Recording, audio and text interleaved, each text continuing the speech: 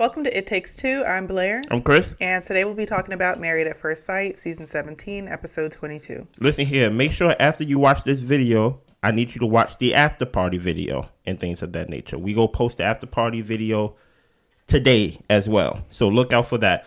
Also, subscribe, like, share, comment, all the above. Blair, you ready to get into this? I'm ready. Let's go. We start with Chloe and Emily going for a walk. Yeah. Chloe confirms that they have consummated their marriage, and she is strongly in like with him, not quite to the love part yet. Okay. She talks to Emily about the meeting with Dr. Pia and how she felt that Dr. Pia accused them of being inauthentic. And Chloe says that they just don't align on the things that don't matter.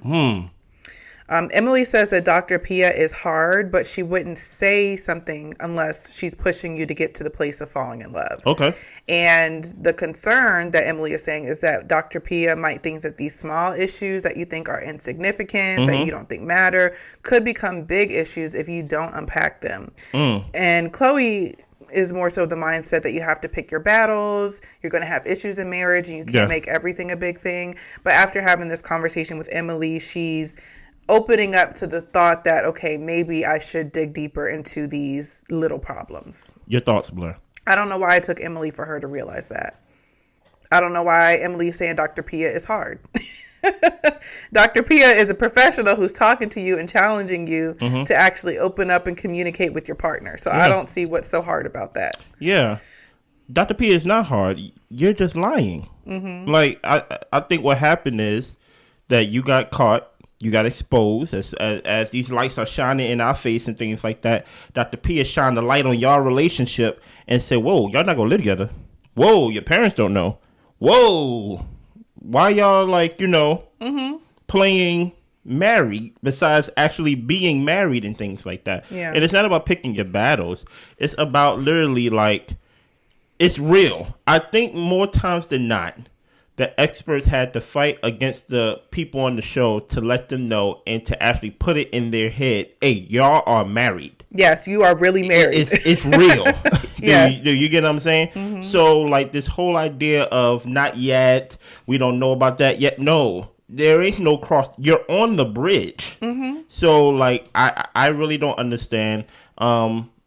When I think about it, last episode, I believe that I did agree with not telling the mom because the mom did not agree with the first marriage and things like that. And then the first marriage didn't even happen. Yeah. So to her, it probably was all a joke. But my thing is that did not stop the son from continuing on and doing the second one. And the fact that he's married, and I'm sure at some point he's going to tell his mom he was married. Yeah, so I'm like, you might as well just rip the Band-Aid off. You know what I'm saying? The problem is with them two is that they are both fake. Michael and Chloe. Michael, I don't like when Michael talk. I told you what can be said in 2 sentences. Michael said it in 30. Yeah. You get what I'm saying? So, I think Chloe, don't be scared of the light. Go into the light. Yeah. And, people see you for who you are, even though you're trying to show us something different, And I'll talk about that later on because they're going to get deeper into that combo. Get deeper. So Claire tells us, I'm tired of hearing from Claire. Oh, okay.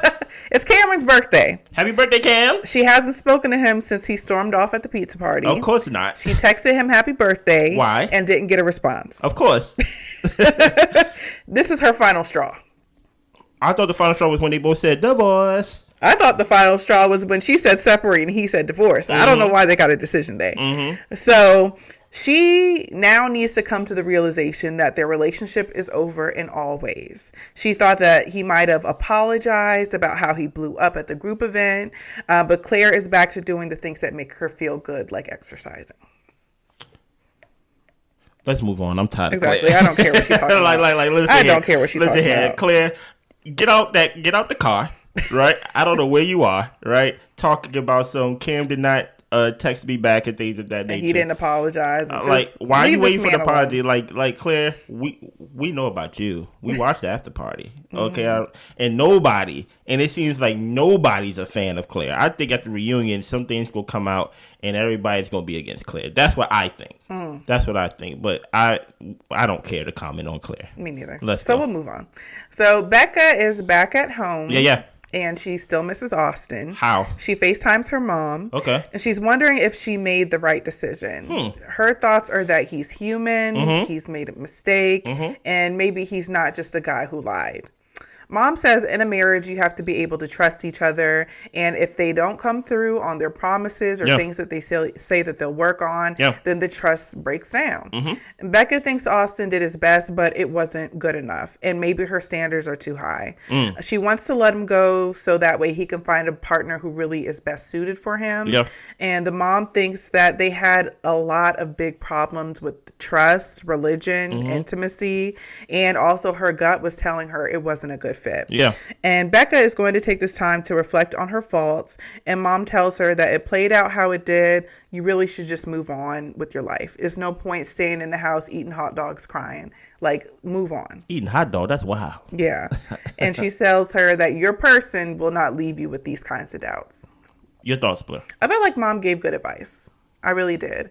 Y'all were married for about a month, and I get that this feels like a real breakup to you, and you know it is a real divorce and everything like that, but you really didn't know this person long enough. They really weren't integrated into your life long enough for you to break down and just stop life. At least that's how I feel like mama was trying to explain it to her. And I think Becca has a right to her feelings, and she can feel down, but at the end of the day, I mean, you liked Austin, but there was really nothing there relationship wise. So, Becca, you're confusing us. Just an episode ago or whatever, you're yelling at him, confronting him in front of the women crew and things of that nature. And now you're like, I miss him. Oh no, it's over. It's over. And I'm not even saying Austin was a good partner. The more and more we see Austin, the more we're like, yeah, Austin, something wrong with you. We don't know what it is, but just fill in the blank with Austin. You get what I'm saying? I'm sure anything you say about Austin, it will be correct because he's literally.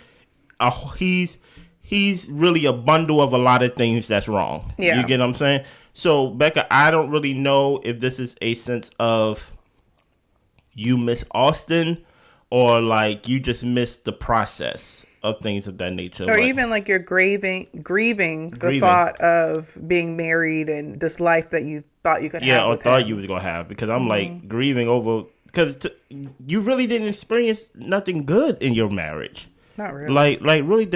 Really, what happened? What turned into a hopeful thing now became like a downfall. Became an anchor. Yeah, you get what I'm saying? It drowned you. So it's like all this time you hoping that y'all have intimacy. You're hoping that y'all can get to the next level. But it's one thing to feel that way one or two times, but to feel that throughout the whole marriage and then to basically see that he lied for no reason. Or maybe there is a reason why he lied. We don't know. Right. The mother's like, hey, listen here. I think the mother put it very nicely because if it was a black mama like, forget that boy.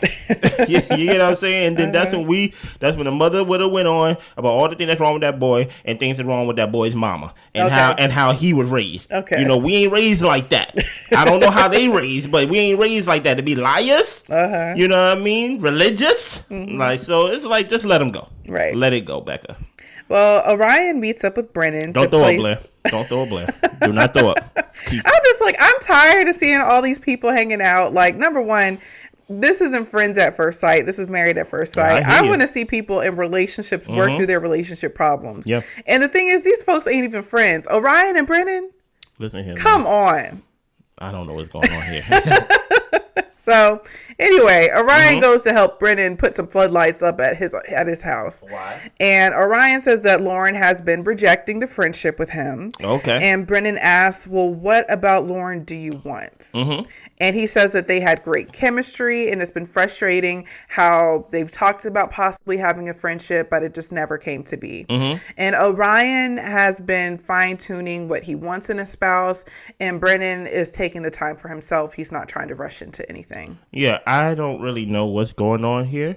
So we just gonna go on to Lauren's side because they were doing like a back and forth thing trying to match what they were saying. So what's going on with Lauren? Well, Lauren gets her nails done with her actual friend, and she tells her about the meetup with Ryan. Lauren doesn't think that a friendship will flourish with him, so she ended up texting him later on with a hard boundary, pretty much. I ain't trying to be your friend. Yeah. But then she says that she's going to allow him the space to call and vent to her if he needs to. Why? But she doesn't want a friendship. Why? And he said, thanks. He wanted to respond with a thorough message, so he put a thumbs up, and there was nothing else after that. He always says he wants something. There's no follow through. Lauren is back to dating, and she's looking for stability in her next partner. Your thoughts, Blair? One, just to go back to Orion and Brennan scene, I was glad Brennan asked him the question, what is it that you want from Lauren? Like, y'all broke up like 2 weeks into the experiment. Like, what do you want from this lady?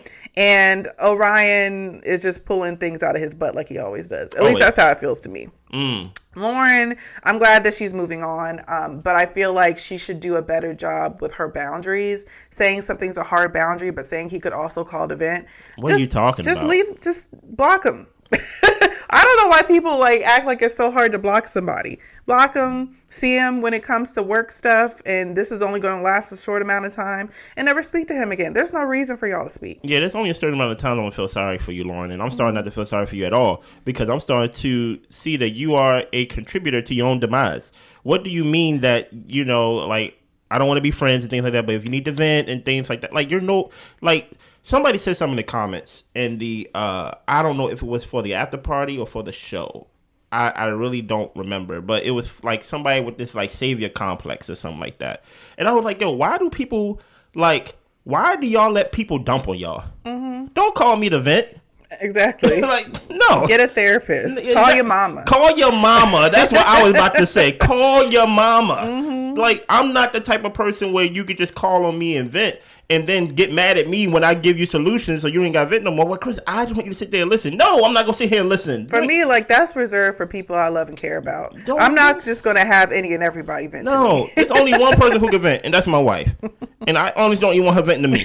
You get what I'm saying? I'm like, take it to Jesus, okay? But other than that, like, I don't understand this whole thing of, like, okay, we gonna be friends, and then that's when we not gonna be friends, and then I text him, and then he said he want to be friends, but he ain't texting me, he ain't really making the initiative, then he makes the initiative, then you're like, I'm gonna put a hard boundary and things like that. Y'all playing around. I thought he had you crying on the floor in episode 3 about divorce. Yeah. Because you insulted his whole Native American thing. So why you want to be friends with somebody like that?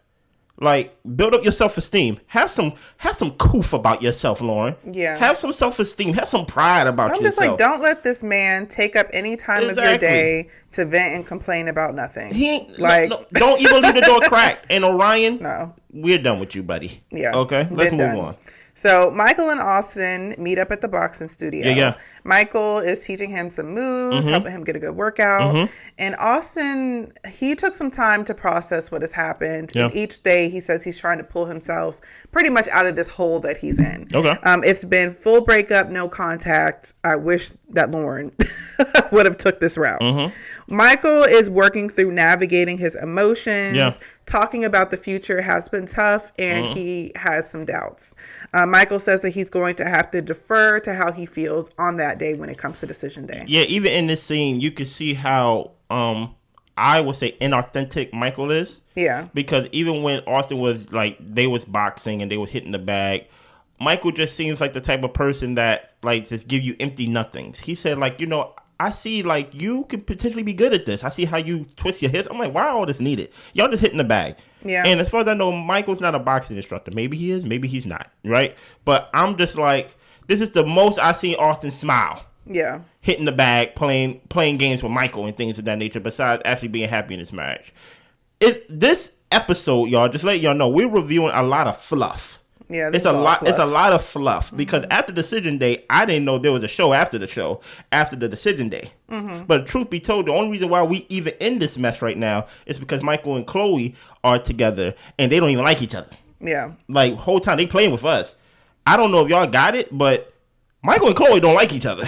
But they just not brave enough to tell each other that, hey, I don't want to be married. Do you want to be married? So they over here creating all these type of different lives that doesn't make no sense. I want to foster 5 behavioral teenagers and then I want 20 goats. I'm like, what? We did not even get that from the first time we met Chloe. Yeah. I thought she was I thought she was a minimalist. Yeah. like, what's going on? Well, how are you a minimalist when you got 5 teenage foster bad behavior kids and 25 goats? Yeah. That is not minimalism. But continue.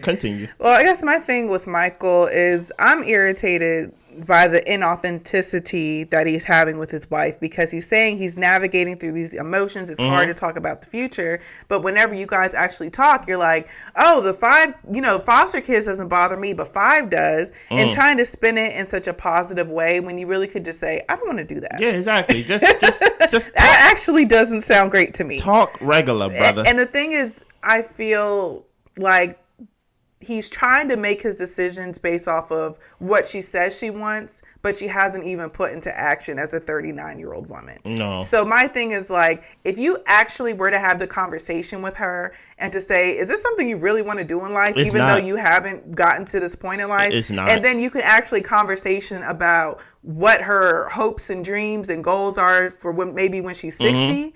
Versus what is an immediate future type of thing. Yeah. And I feel like he's just listening to her say what she wants, and he's like, I don't want it, so maybe I don't want her. And that's not how they're going to get to any common ground. But truth be told, she's lying to his face, and he's lying to her face. Yeah. And they lying to our face as we on more episodes. Well, moving on to Emily, she FaceTimes her friends, and they are going to travel to Maui in Vietnam, and she just needs to get away. She tells her friend about all of the drama that happened and the issues with the divorce, and the friend tells her that Emily needs to be with somebody who appreciates who she is. You told us the issues with the divorce. How about you tell us when you cheated?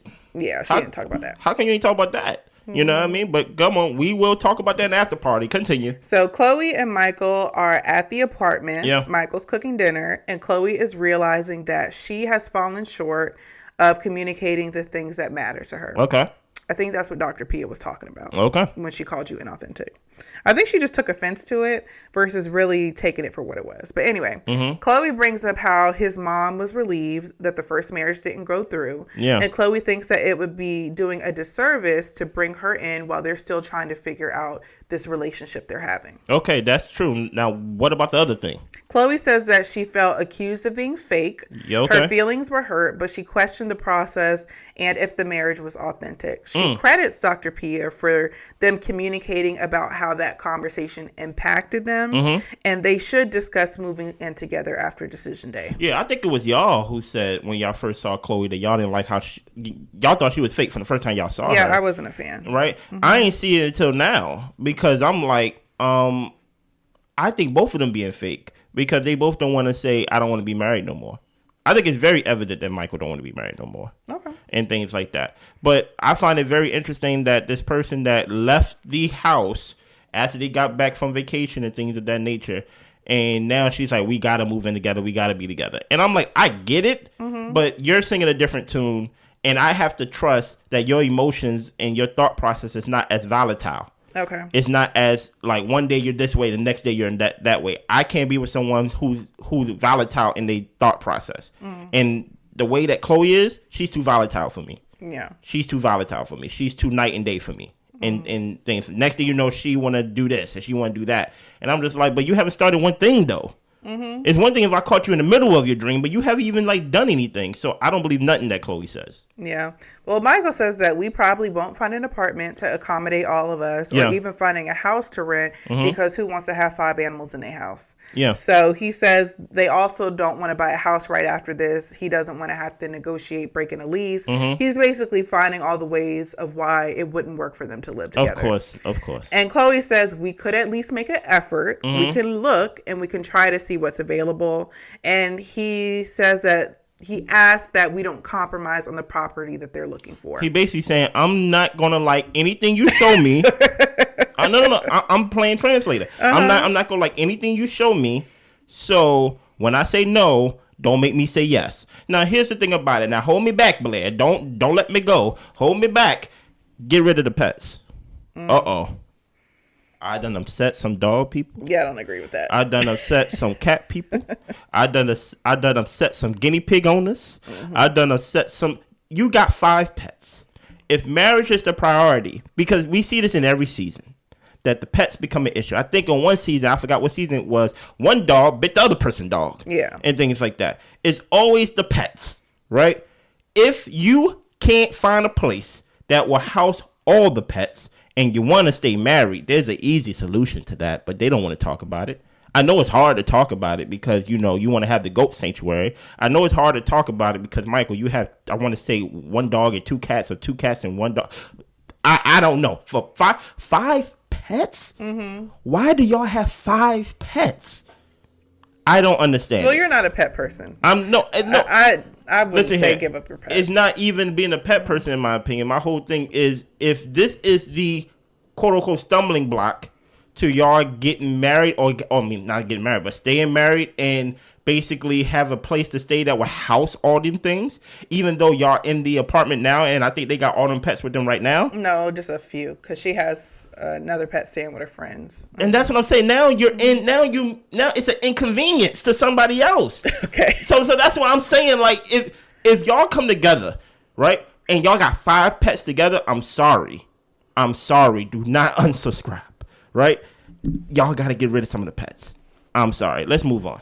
Well, I think that they can find a place. I mean, and we'll get further into some of Michael's comments when they actually see the house. Yeah. But I'm just like, Michael, you live in a 1-bedroom apartment. And truth be told, so why are you being so picky about where you want to live? As long as it has enough space for all the people and all the animal in your family, that's all that matters.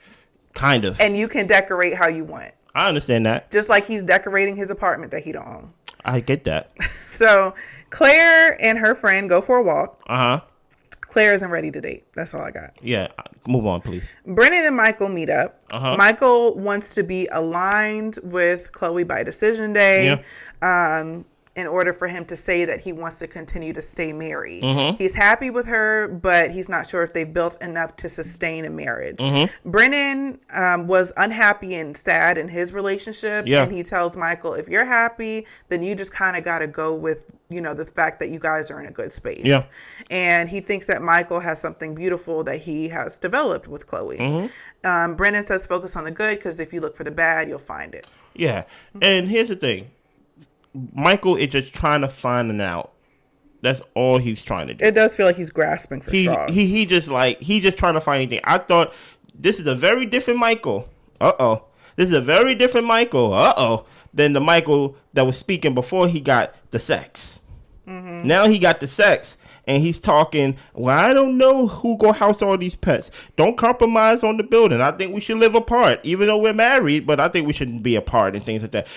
As soon as he got the jewels, you get what I'm saying? Now all of a sudden he don't know about anything. But it's even to the point where he doesn't even know if he wants to stay married. Because he's like, if it was us just being together, then I could see us probably still being together. So to me, it sounds like, so now you don't even know if you want to be married? Yeah. Is that what you're saying? And then that's what... Even though you've been at the altar twice? Like, what are we doing here? And that's kind of wasting our time, because that's the only reason why we on episode 38. You get what I'm saying? Because we're watching your process play out and things of that nature. Michael got sex, and now all of a sudden the tune is different. The tune is very different. Which is weird, because he's married to the girl, so whatever. Yeah, go on. Well, Chloe takes Michael to a property. Yeah. It's a 3-bedroom, 2-bathroom house. Yeah. And Michael prefers a more modern interior. Yes, don't compromise on what I like. He does like the rustic look on the outside of the house, though. Okay, he like how I look on the outside. There's a great big backyard for all the dogs, and it's $4,800 a month to rent. Chloe says that it's worth the money, and Michael would prefer something cheaper. He says, realistically, if we think about where we live, we're only about a 20-minute drive from each other. Yeah. He asked if it were to take them 7 months to find the perfect home, would that be too long? And Chloe thinks that 7 months sounds unreasonable. She makes it clear that if they're going to stay married, then they need to live together. Your thoughts? One, Michael being so picky about the exterior and interior of a house when you live in an apartment right now, I don't even know where you get the gall. The priority is to live with your wife, and y'all can get your dream home in whatever interior or aesthetic that you want when you guys get to that financial point, if you ever get there, because at the end of the day, that's not the point of life. So, and then this whole $4,800 a month, that's as if you guys are still living separately. If you are living together, then I would think that your bills should drop as far as what you're individually contributing. Since you guys can put your money together. Not as though we're living independently and trying to support this even more expensive lifestyle. Mm-hmm. And yeah, Michael talking about we only live 20 minutes away from each other. That's too long for me. Is it? I'm not driving 20 minutes after work. Why not? After work, I'm sitting on the couch, or I'm going for a walk, or like whatever the case may be. Okay. I'm not driving 20 minutes to come hang out with you to go back to my house. Okay, that's fine. I see you on the weekends then. I'm so we have to live together. Oh, and man. so 7 months is absolutely too long. What do they call it? Needle in a haystack are you looking for, Michael? Yeah, it's called divorce. That's what he's looking for. Okay. First of all, I'm gonna tell you where Michael get the golf from. $4,800 a month to rent. Craziness. No. Yeah. Just off the strength of that alone, no. I'm not doing. I don't care if it's two of us. Mm-hmm. The whole point is that with both of us, we should be saving money. I shouldn't be paying what I pay singly, what I pay right now potentially. Still, right? And it's like it's kind of wild. Let me go back to the dog thing, right? It's not that I want people to get rid of their pets, right? A lot of people who have 5 dogs, who have a lot of pets and things of that nature, they have space for those animals, right? I have never met someone who have more than what they can bear when it comes to pets. If they got multiple pets, it's probably 2 dogs, a fish, and maybe like a hamster somewhere or things of that nature. But they're talking about dogs and cats, primarily the pets that, Americans have and things of that nature, right? Then she's talking about an animal sanctuary. Mm-hmm. She doesn't have the capacity to do these things. So basically, they're going to use, or Michael rather, is going to use the pets as a reason, as a stumbling block of why they can't be together. Mm-hmm. Because guess what? If she got 3 pets, or if she got 2 pets, 2 dogs or 2 cats, whatever she got, that's great for her capacity, right? But imagine 5 pets, 5 dogs, in how many square feet was it? I don't know. The house is not that big for 3 bed, 2 bath. The house is not that big for them animals, man. Mm-hmm. And what happens is, what becomes a noble thing, as Blair used that word last episode, becomes an irresponsible thing. Because if you house all these animals, or house all these foster kids, or house all this goat sanctuary or animal sanctuary that you want, and you don't have the capacity, now those animals are at a disservice. Mm-hmm. Because now you're trying to do a marriage. Now you're trying to be a farm person. Now you're trying to be a mom. Now you're being irresponsible because now you're carrying more plates than you can hold. And you're going to drop one of them. Yeah. You get what I'm saying? Listen here. I'm not paying $4,800 to rent. You are out your mind. Now, Michael he's gripping for straws and things of that nature, so I don't agree with him. But overall, like, Michael just not into marriage anymore. He just not. And that's wild. What's wild, he's not saying it. Yeah. Because he want to be so Shakespearean in his speech, thou and thee and all these things. But now when it comes to actually speaking his mind, he's lost for words. Yeah. You know what I mean? Let's go. Well, next, the guys make bottle openers. The ladies go to a drag event. Yeah. Lauren is done and moved on. Yeah. Orion thinks that there is a conversation that isn't happening that needs to happen. Probably because you're not saying nothing, Orion. No. Even when he does speak, he don't say nothing. So no, it's not even that. He says that he received a long message from Lauren, and he's still trying to wrap his mind around it. Let me tell you. So he can respond. Let me tell you what it is. Orion, let it go. Like, Orion is not someone. Let me tell you who Orion is. He's a liar. He's a bull-isher. He's not someone who don't know what to say. He knew what to say when it was time for a divorce. So this whole thing is, I think a conversation needs to happen. No, it does. No, it do not. It already happened when you said, I want a divorce. Mm-hmm. The time for conversation, the time for talking, there was a time for that. And you chose to basically skip that, to not have that. So let's play it out. Orion, what are y'all going to talk about? He don't know. there's literally nothing to talk about. Mm-hmm. So Orion, I would like to not see you anymore on the show.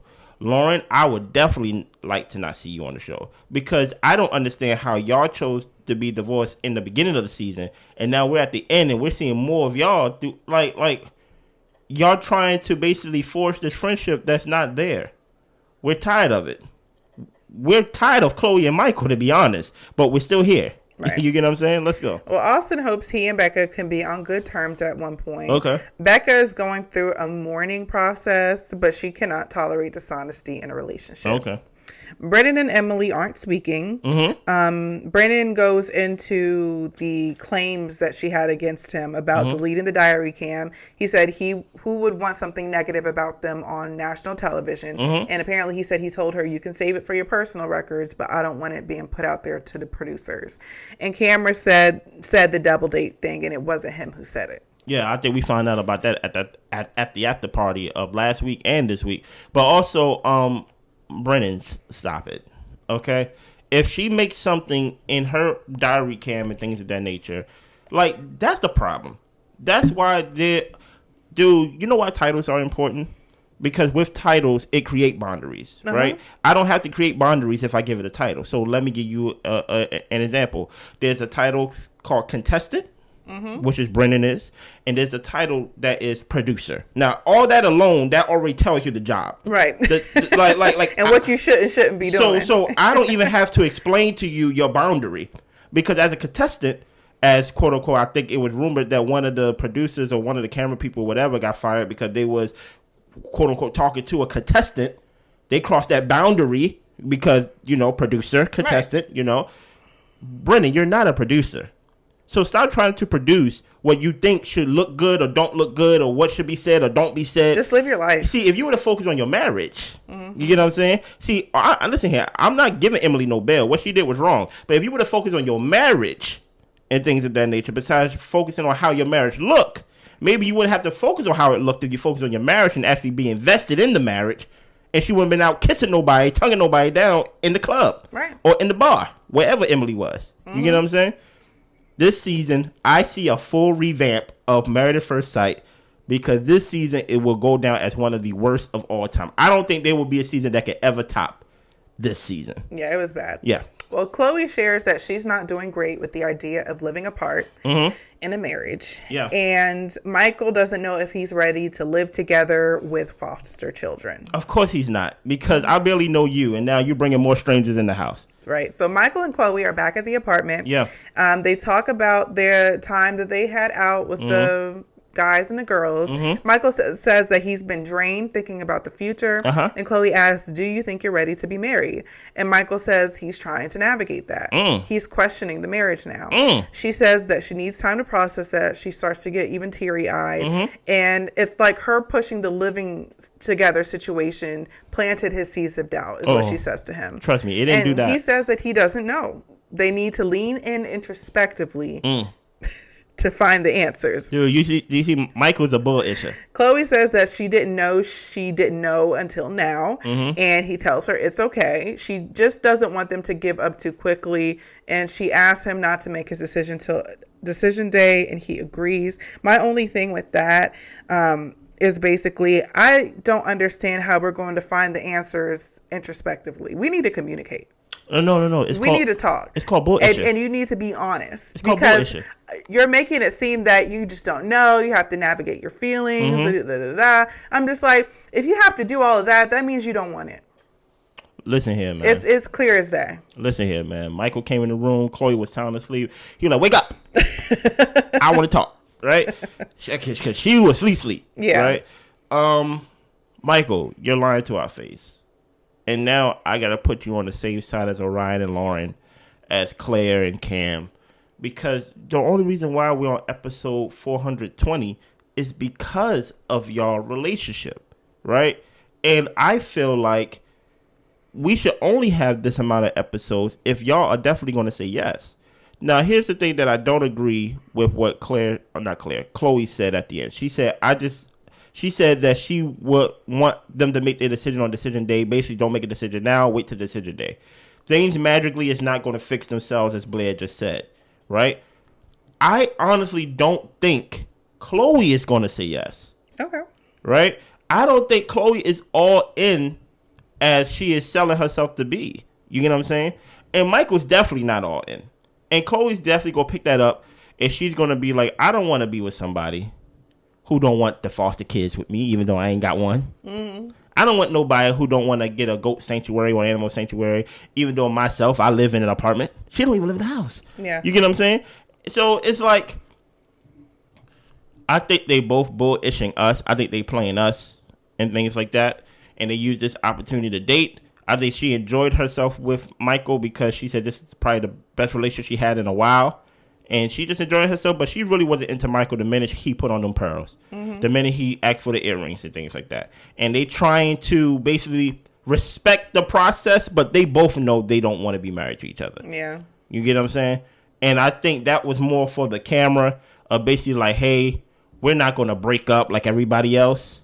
So we just going to like table it and not make a decision until decision day and things of that nature. And Chloe, just to give you some insight, you need to talk to married people to learn and know how to navigate marriage. I understand that these are the other contestants on the show, but 1, 2, 3 did not stay married. Yeah. They're all talking to single people. Yes. People who gave up on their marriage within 2 weeks. Like, y'all aren't speaking to who you need to be talking to. No. And I would say Brennan gave the best advice. Yeah. Which is basically go with what you got and hope for the best. And Brennan's advice wasn't even that. It was common sense. Yes. It wasn't super insightful. No. But at least it wasn't like these ladies talking about, oh, what's going on? Are you okay? You want to leave him, right? No, Claire, get off me. No, it's like Brennan just basically just said, what's the difference? Yeah. That's literally what he said. Yeah. And Michael didn't have nothing to say. He said, oh, well, you know, the difference is thou and thee and Shakespeare and, you know, I am and it's like let's stop it, Michael. Mm-hmm. Do you want to be married to this woman? No, you don't want to be married. And Chloe, are those dreams real? I don't believe those dreams are real because you haven't even started and you're 40. Mm-hmm. So it is what it is. Is there anything else that you've seen on this episode or anything that you thought about this season so far?